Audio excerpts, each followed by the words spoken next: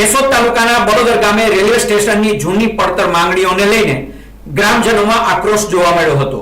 આ બાબતે બળોદર સહિત આસપાસના 15 ગામના લોકોએ એકઠા થઈ રેલવે સ્ટેશન પર રેલ રોકો આંદોલન શરૂ કર્યું હતું, જેમાં પ્લેટફોર્મ નીચું હોવાના કારણે મુસાફરોને ટ્રેનમાં ચડવું ઉતરવું ખૂબ જોખમી બનતું હોય છે।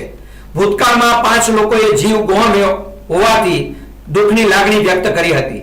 તેમજ રેલવે બુકિંગ ક્લાર્કની નિમણૂક આપી સૌરાષ્ટ્ર જનતા એક્સપ્રેસ અને ઇન્ટરસિટી એક્સપ્રેસ સહિતની ટ્રેનોને સ્ટોપ આપવો, રેલવે સ્ટેશને પીવાના પાણી અને શૌચાલય જેવી વ્યવસ્થાઓ ઊભી કરવા માંગ કરવામાં આવી રહી હતી।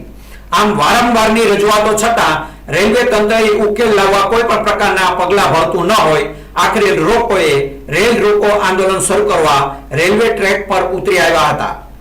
આંદોલન શરૂ થાય તે પહેલા ટ્રેન રોકાવી અશક્ય હોય તેમ મુસાફરોને ટિકિટ લેવા કેટલીક મુશ્કેલી પડી રહી છે તેની રેલવે તંત્રને જાણ થાય તે માટે મુસાફરો સાથે આંદોલનકારીઓ સૌપ્રથમ આવેલ લોકલ ટ્રેનના છેલ્લા ડબ્બે ટિકિટ લેવા લાઈન લગાવી હતી। બન્યું એવું કે ટિકિટ સ્ટોક ખાલી થઈ જતા રેલવે પોલીસના આદેશથી ટ્રેનને લીલી ઝંડી આપી દેવાતા ટ્રેન બળોદર રેલવે સ્ટેશન છોડી રવાના થઈ હતી। જોકે ટ્રેન રવાના થતા ગ્રામજનોએ ટ્રેન કેમ જવા દીધી તેમ કહી હોબાળો મચાવ્યો હતો।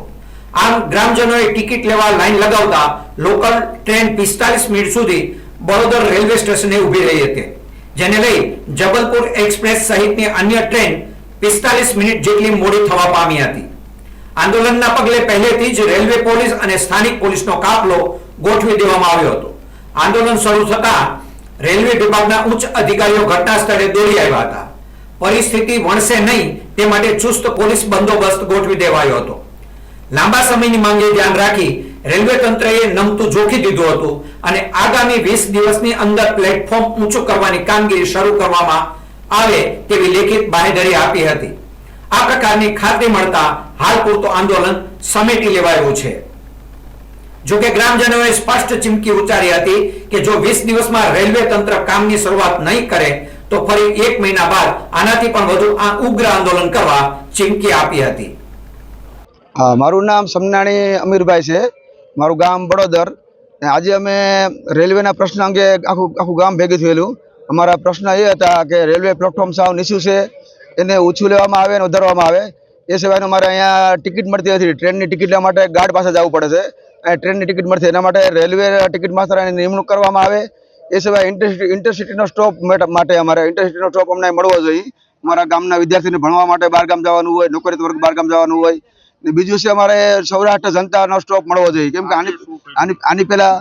આની પહેલા જે અમને સૌરાષ્ટ્ર મેલનો સ્ટોપ હતો એ કેન્સલ થઈ ગઈ ને એની બદલીમાં સૌરાષ્ટ્ર જનતા ચાલુ થઈ છે, તો અમને સૌરાષ્ટ્ર જનતાનો સ્ટોપ મળવો જોઈએ, આ અમારી માગણી હતી। તો આજે બધા રેલવે અધિકારીઓ બધા આવ્યા હતા, મોટા મોટા બધા સાહેબો આવેલા રેલવે, એ લોકો આશ્વાસન આપ્યું છે અમને કે તમારું કામ 20 દિવસમાં તમારું પ્લેટફોર્મનું કામ ચાલુ થઈ જશે। અગર 20 દિવસમાં કામ ચાલુ ન થયું તો આવતા મહિનાની 2 તારીખે ફરી પાછું આંદોલન કરશું અમે।